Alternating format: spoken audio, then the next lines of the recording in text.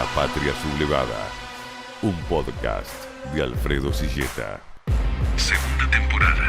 En estos tiempos convulsionados, es bueno recordar al peronismo, la única revolución que tuvo la Argentina en el siglo XX, con marchas y retrocesos, con batallas ganadas y otras perdidas, pero siempre otorgando nuevos derechos a los más humildes. Crónicas para saber de dónde venimos y hacia dónde vamos.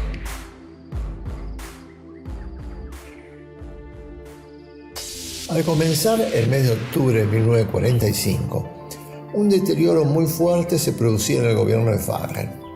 Desde la Marcha de la Constitución y la Libertad, a mediados de septiembre, la oposición política no había cesado en su intento por terminar con el gobierno. Los pocos civiles liberales que habían acompañado a la revolución renunciaban en masa dentro de la Cancillería, en el cuerpo diplomático y en el Banco Central. Los estudiantes ocupaban la mayoría de las universidades y protestaban abiertamente contra el régimen. En esos días, el gobierno de Fages cometió el error de intervenir con la policía a los claustros universitarios, produciendo una represión salvaje que terminó con el asesinato del estudiante Aaron Salem Feijó, lo que enrareció aún más el clima de ese momento. Fue entonces que comenzó a percibirse por primera vez que las Fuerzas Armadas no estaban unidas, lo que fue utilizado rápidamente por la oposición. La Marina hizo público un documento firmado por más de 30 almirantes y oficiales de alto rango pidiendo un renunciamiento al gobierno y un llamado a elecciones generales. El ejército, que era el sostén del gobierno, se dividió entre los seguidores de Perón y aquellos que no soportaban su soberbia y su relación con los sindicatos.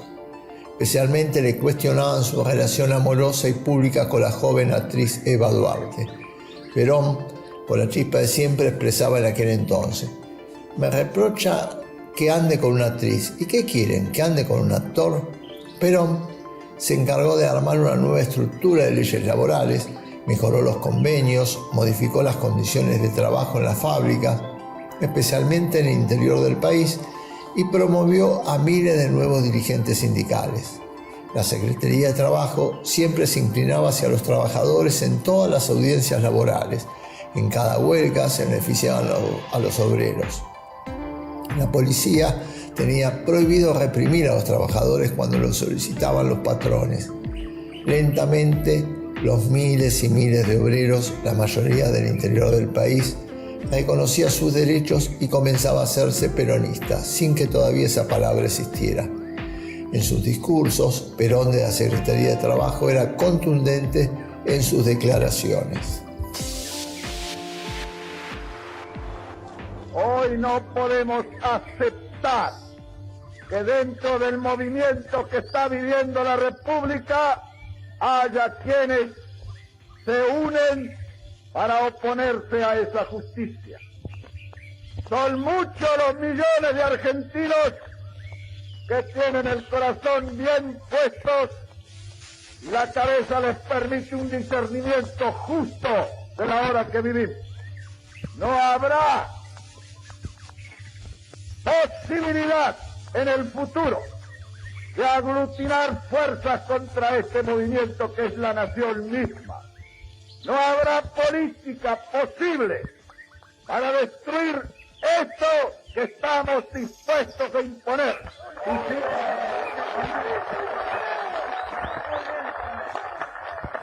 Y si por algún medio, por inaudito que fuera, consiguiera una organización nefanda como la que funciona en estos momentos, imponer a una parte de la opinión pública esos malos fines que persiguen, tenemos la energía suficiente y la fuerza para imponer la verdad, aun cuando sea por la violencia.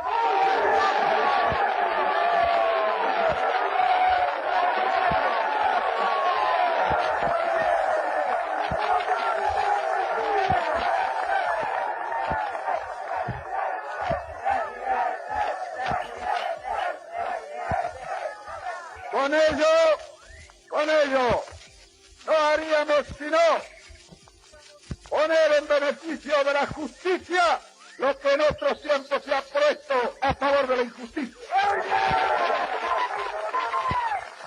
Está fresco todavía en la memoria de los obreros cuando se empleó la fuerza para forzarlos a la miseria y a la desesperanza. Nosotros estamos dispuestos a emplearla para conservar esa justicia que hemos ganado y a la que no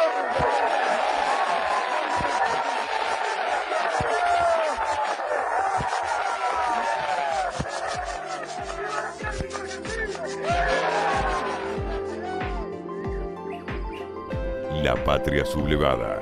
Segunda temporada. El país estaba a punto de prenderse fuego y un pequeño hecho encendió la hoguera. Perón designó como director de Correos y Telecomunicaciones a Oscar Nicolini, un amigo de Eva, y relegó al teniente coronel Francisco Rocco, jefe de las unidades de Campo de Mayo. La oficialidad decidió oponerse y le transmitió al general Eduardo Ábalos, jefe de Campo de Mayo, que Perón debía rever su medida. Perón dijo que no, pero aceptó reunirse con la oficialidad de Campo de Mayo el lunes 8 de octubre, el mismo día que cumplía 50 años. Pero en la reunión con Perón, el general Ábalos y los oficiales no estarán solos. Inesperadamente llegaron una treintena de oficiales de otras guarniciones del país que a viva voz plantearon que el ejército argentino no solo era Campo de Mayo. Esa misma tarde, la oficialidad de Campo de Mayo entró en estado deliberativo y decidió que en 24 horas marcharía contra la Casa Rosada para destituir a Perón de sus 3 cargos. El general Ábalos pidió a la tropa un poco de tiempo para hablar con el presidente Farrell y evitar un derramamiento de sangre. El martes 9 de octubre, general Farrell decidió aceptar el ultimátum de Campo de Mayo y le pidieron al coronel Perón, a través del general Pistalini, la renuncia como vicepresidente, ministro de Guerra y secretario de Trabajo y Previsión. El coronel, que se encontraba rodeado de un grupo de oficiales leales, decidió de puño y letra redactar inmediatamente la renuncia y expresó a los presentes: esto es para que vean que no me ha temblado la mano. Esa noche, Perón le solicitó un favor al presidente Farrell, que le permitiera despedirse por la mañana de los trabajadores de la Secretaría de Trabajo con un pequeño acto y con el uso de la cadena de Radio Nacional. Rápidamente, algunos sindicalistas amigos le congregaron un número importante de trabajadores en la calle Perú entre Victoria y Julio Arroca, que victoriaron al coronel. En su discurso de despedida, les dijo con voz firme pero quebrada de emoción: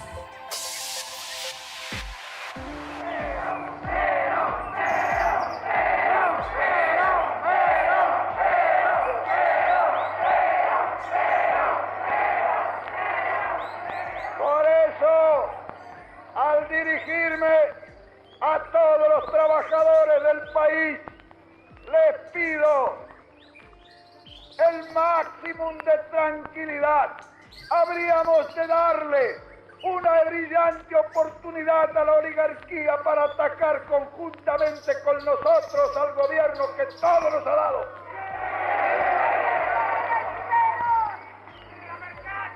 Tranquilidad,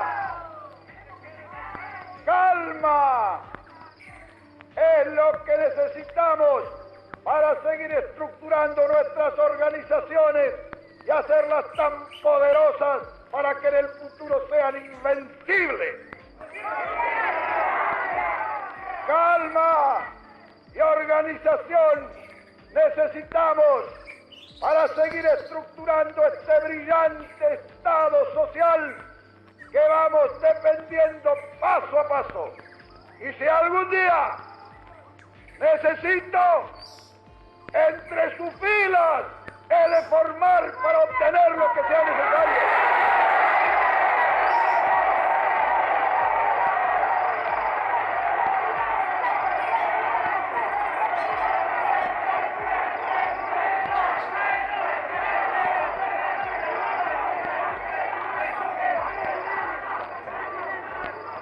Hasta entonces, que sea la calma y la tranquilidad la que guíe los actos de los obreros. Pido ese orden, pido esa tranquilidad en nombre de los superiores intereses de la nación. Pido ese orden, pido esa tranquilidad para que no perjudiquemos esta magnífica jornada de justicia social. Pido tranquilidad, pido orden para que sigamos adelante nuestra marcha triunfal, como también, si es necesario algún día, pediré guerra.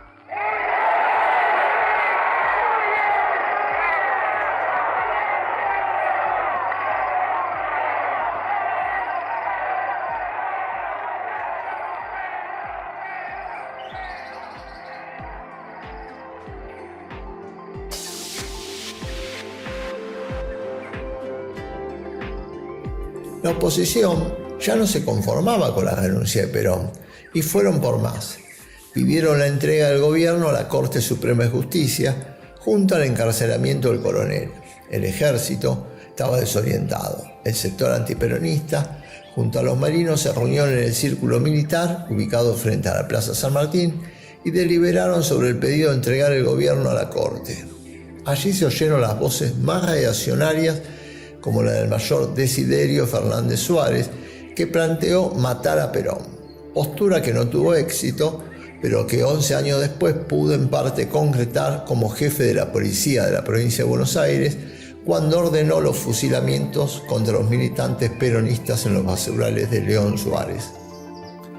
El viernes 12 de octubre, feriado nacional, permitió que miles de personas se reunieran en la Plaza San Martín, frente al círculo militar, exigiendo la entrega del gobierno y la cárcel a Perón. Según la prensa aquel entonces, la manifestación era de público selecto por señoras y niñas de nuestra sociedad y caballeros de figuración social, política y universitaria, jóvenes estudiantes que lucían escarapelas con los colores nacionales y trabajadores que querían asociarse a la demostración colectiva a favor del retorno a la normalidad. La presión era tal que el presidente Farrell aceptó la renuncia en pleno de su gabinete y llamó al Procuración de la Corte, doctor Juan Álvarez, que formara un gabinete civil de notables hasta que se realizaran elecciones generales en abril de 1946. Paralelamente, el ministro de Guerra, general Ábalos, ordenó detener a Perón, quien se encontraba descansando junto a Eva en el recreo de Tres Bocas de las Islas del Delta. De allí lo llevaron detenido a la Cañonera Independencia y posteriormente lo trasladaron a la isla Martín García. La oligarquía, los partidos políticos, los marinos y parte del ejército esperaban que el procurador de la Corte, el doctor Juan Álvarez, formara el nuevo gabinete de intachables. Los diarios de Buenos Aires festejaban la detención de Perón. Crítica titulaba «Ya no constituye un peligro para el país», y La Nación pedía la revisión de las políticas del secretario de Trabajo y Previsión, cuyos trastornos causados en la organización económica ha dado origen a consecuencias dañosas en alto grado.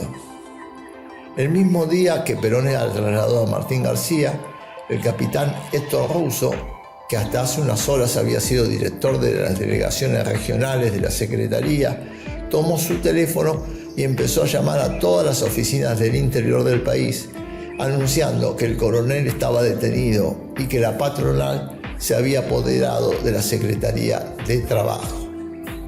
La Patria Sublevada, segunda temporada. En el Gran Buenos Aires y en el interior del país, la situación comenzó a ponerse tensa y muchos sindicatos entraron en estado deliberativo. La razón no estaba tanto en la detención de Perón, sino que muchos patrones empezaron a anunciar a los trabajadores que el aumento del salario que había informado la Secretaría de Trabajo se lo vayan a cobrar a Perón y que se olviden de las nuevas leyes laborales.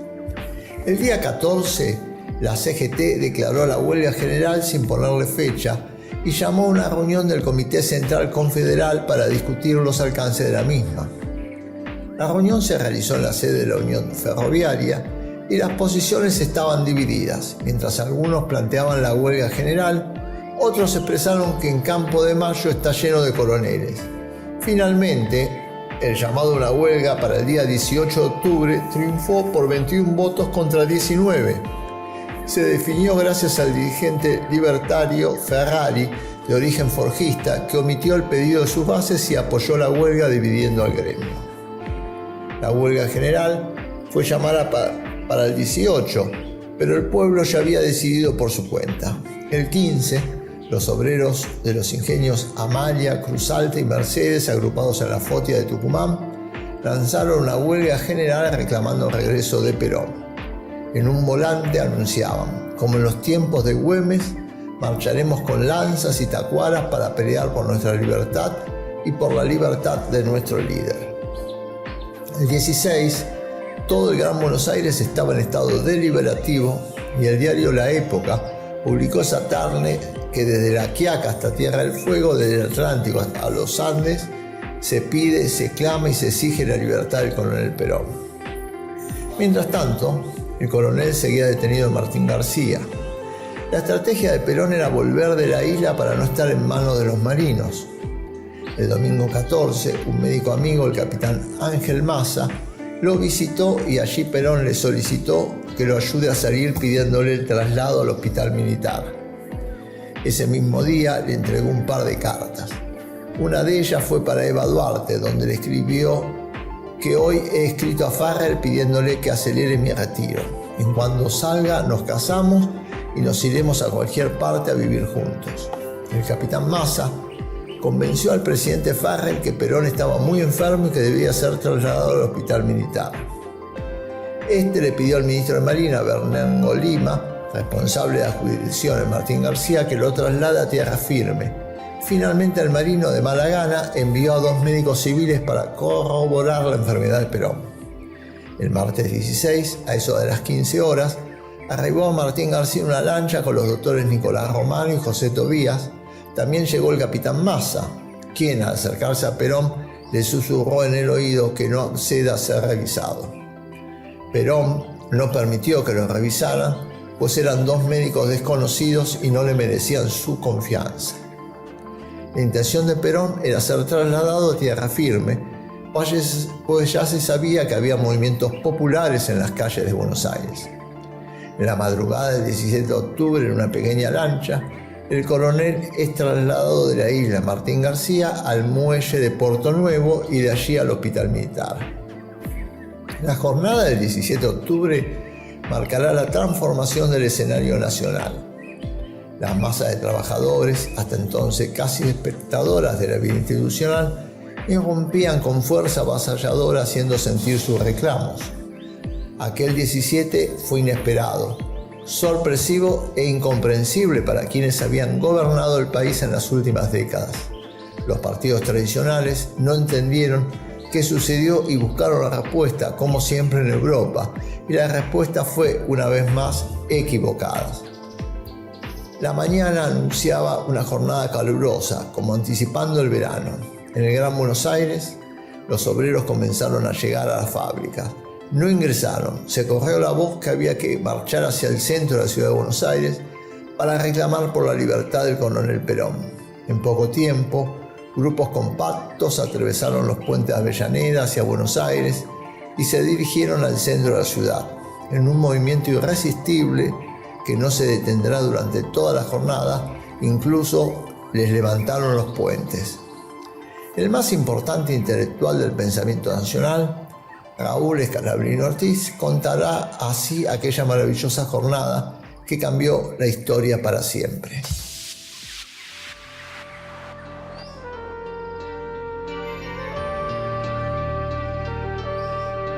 El sol caía a plomo sobre la Plaza de Mayo cuando, inesperadamente, enormes columnas de obreros comenzaron a llegar. Venían con su traje de fajina porque acudían directamente desde sus fábricas y talleres. Desfilaban rostros atesados, brazos membrudos, torsos fornidos, con las greñas al aire y las vestiduras escasas cubiertas de pringues, de restos de brea, de grasas y de aceites. Llegaban cantando unidos en una sola fe. Los rastros de sus orígenes se traducían en sus fisonomías. Descendientes de meridionales europeos iban junto al rubio de trazos nórdicos y al trigueño de pelo duro en que la sangre de un indio lejano sobrevivía aún. Venían de las usinas de Puerto Nuevo, de los talleres de Chacarita y Villa Crespo, de las manufacturas de San Martín y Vicente López, de las fundiciones y acerías del Riachuelo, de las hilanderías de Barracas.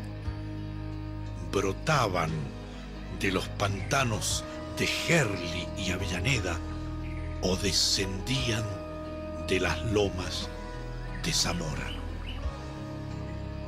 La multitud tiene un cuerpo y un ademán de siglos. Hermanados en el mismo grito y en la misma fe, iban el peón de campo de cañuelas y el tornero de precisión, el fundidor, el mecánico de automóviles, el tejedor, la hilandera y el empleado de comercio. Era el subsuelo de la patria sublevado.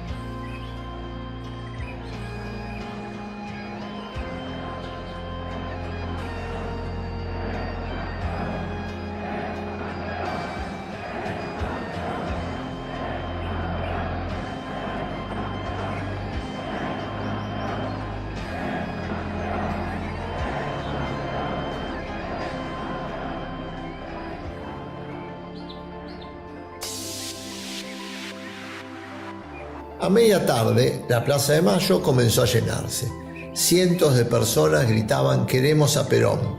Los que quieran a Perón, que se vengan al montón. O sin galera, sin bastón, los muchachos de Perón. El general Ábalos intentó hablarle a la multitud, pero la gente produjo una silbatina tremenda. A las 20:30, el general Ábalos, junto al coronel Mercante, fueron hasta el hospital militar a entrevistarse con Perón. El general y el coronel hablaron a solas y se confirmó que Perón iría a la Casa Rosada para entrevistarse con Farrell y hablar a la multitud. A partir de las 21 horas, los altoparlantes comenzaron a anunciar que Perón hablaría a la gente. Minutos después de las 23, apareció en los balcones el coronel Perón junto al presidente Farrell. Estalló una ovación que duró largos minutos. El locutor oficial intentó que la multitud se callara para oír al presidente Farrell, pero fue imposible. Finalmente el presidente pudo presentarlo como el hombre que por su dedicación y su empeño ha sabido ganarse el corazón de todos, el coronel Perón. Perón, años después, relató cómo fue la previa de su salida al balcón y pegado viene el histórico discurso en la noche del 17 de octubre.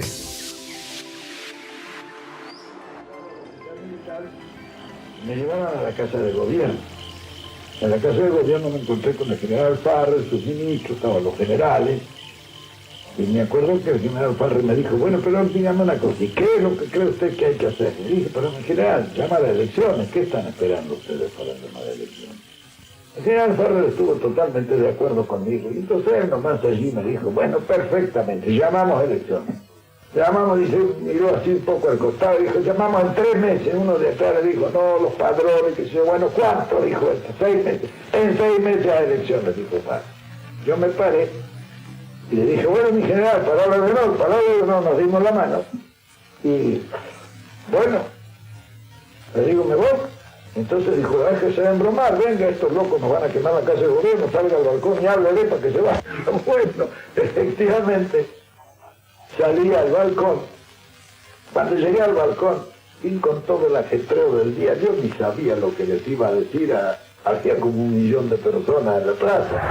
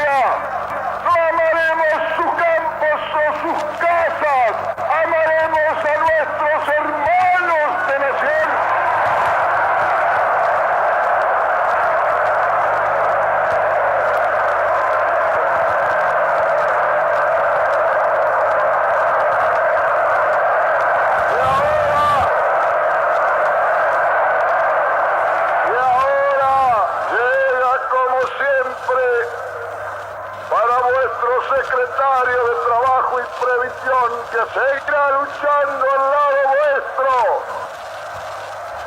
por ver coronada esa obra que es la ambición de mi vida, que todos los trabajadores sean un poquito más felices.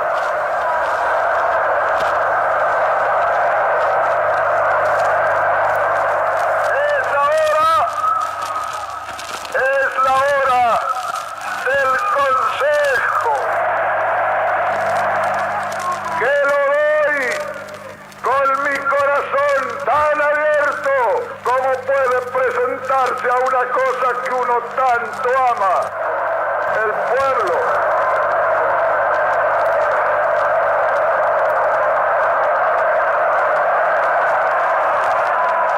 Recuerden, trabajadores, únanse, sean hoy más hermanos que nunca. Sobre la hermandad de los que trabajan, ha de levantarse en esta hermosa patria la unidad de todos los argentinos.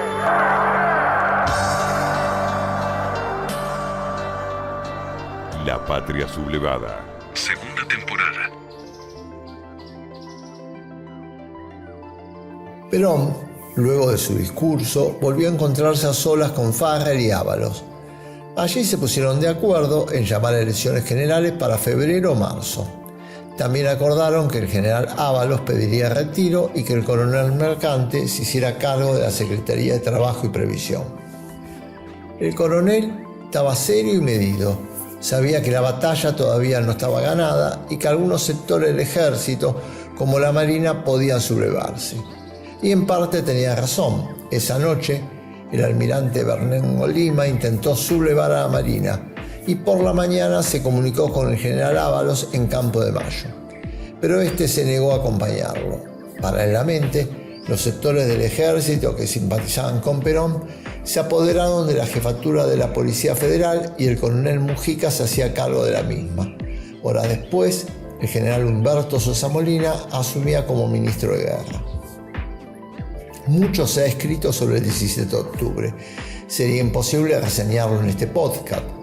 Me gustaría recordar cómo lo vivió el escritor y poeta Leopoldo Marechal. Era muy de mañana y yo acababa de ponerle a mi mujer una inyección de morfina.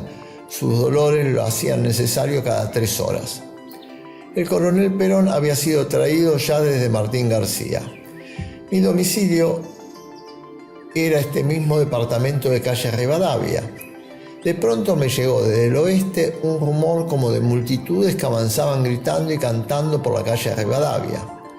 El rumor fue creciendo y agigantándose hasta que reconocí primero la música de una canción popular y enseguida su letra. Yo te daré, patria hermosa, te daré una cosa que empieza con P, Perón. Y aquel Perón resonaba periódicamente como un cañonazo.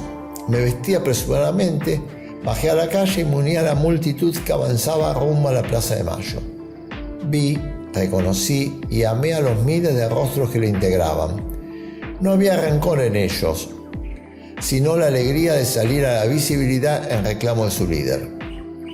Era la Argentina invisible, que algunos habían anunciado literariamente, sin conocer ni amar sus millones de caras concretas, y que, no bien la conocieron, le dieron la espalda. Desde aquellas horas me hice peronista. Pero no todas las voces fueron a favor. Los medios de prensa expresaron su repudio a la marcha. El diario La Nación criticó el insólito y vergonzoso espectáculo de los grupos que se adueñaron durante el día de Plaza de Mayo. El asalto a diarios en varias partes del país, el ataque a residencias particulares y el saqueo de varios comercios. Por su parte, la Federación Universitaria Argentina criticaba a la clase obrera por su vinculación a Perón, porque éste tenía en las manos sangre de obreros y estudiantes. El escritor Jorge Luis Borges recordaba que el 17 de octubre de 1945 estaba avergonzado e indignado. Pero a Jorge Luis Borges, que pensaba en inglés medieval, se lo podía comprender. Lo insólito era la izquierda socialista y comunista que intentaba representar a los obreros y no entendía qué había pasado. Estaba histérica y en su inconsciente sabía que las masas trabajadoras lo habían abandonado para siempre. Orientación, el periódico comunista, dirá: pero también se ha visto otro espectáculo, el de las hordas de desclasados haciendo de vanguardia de presunta orden peronista. Los pequeños clanes con aspectos de murga que recorrieron la ciudad no representan ninguna clase de la sociedad argentina. Era el malevaje reclutado por la policía y los funcionarios de la Secretaría de Trabajo y Previsión para amedrentar a la población. Por su parte, La Vanguardia, el periódico socialista, dirá: cuando un cataclismo social o con estímulos de la policía movilizan sus fuerzas latentes de resentimiento, cortan todas las contenciones morales, dan libertad a las potencias incontroladas, la parte del pueblo que vive su resentimiento se desborda en las calles, amenaza, vocifera, atropella, asalta diarios, persigue en su furia demoníaca a los propios adalides permanentes y responsables de su elevación y dignificación. Me gustaría terminar este podcast sobre el 17 de octubre con las palabras de Raúl Escalabrini Ortiz. Presentí que la historia estaba pasando junto a nosotros y nos acariciaba suavemente como la brisa fresca del río. Lo que había soñado e intuido durante muchos años estaba allí. Eran los hombres que estaban solos y esperan, que iniciaban sus tareas de reivindicación. Estamos en YouTube, en Spotify y en el portal de Info 135. No dejen de suscribirse, que es gratis, y recibirán todas las novedades.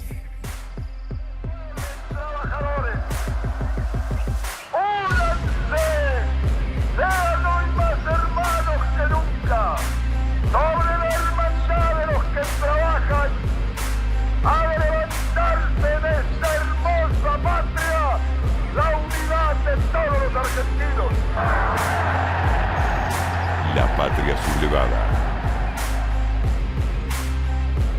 Crónicas para saber de dónde venimos.